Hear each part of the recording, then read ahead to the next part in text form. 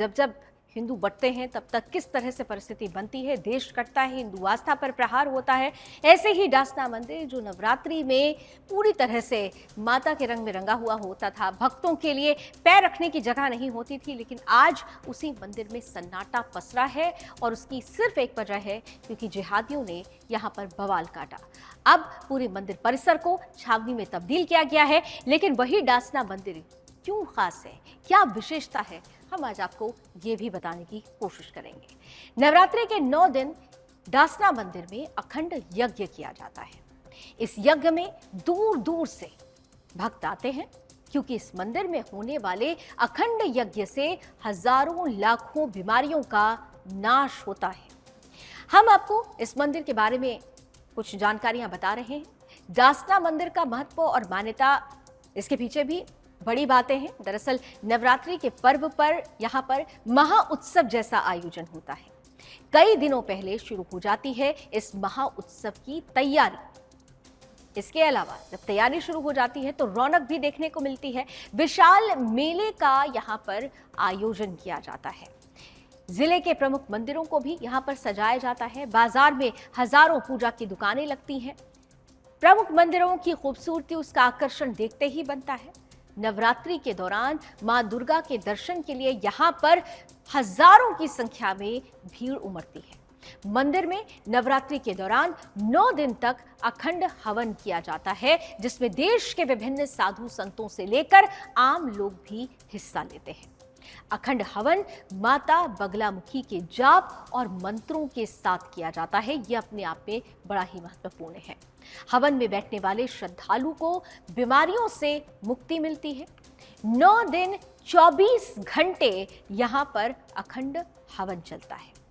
हवन को निरंतर चलाने के लिए साधुओं की बाकायदा 3 पाली में व्यवस्था की जाती है। महंतों की यहाँ पर व्यवस्था की जाती है 3 पालियों में।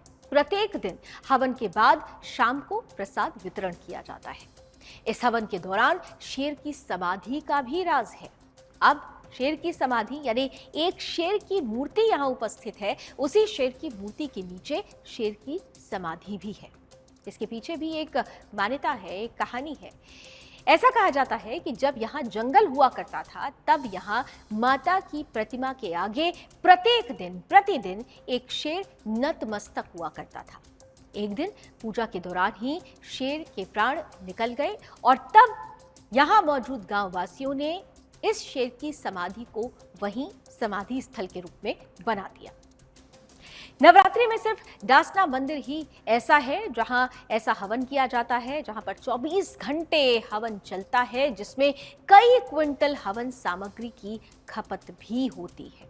तो डासना मंदिर का महत्व हमने आपके सामने रखा। अब इस मंदिर के इतिहास की अगर बात की जाए तो इतिहास भी बेहद प्राचीन है। बहुत प्राचीन इतिहास है इस मंदिर का। शिव शक्ति धाम डासना मंदिर में लखौरी ईंटों का उपयोग हुआ है। मान्यता है कि यह मंदिर महाभारत कालीन है।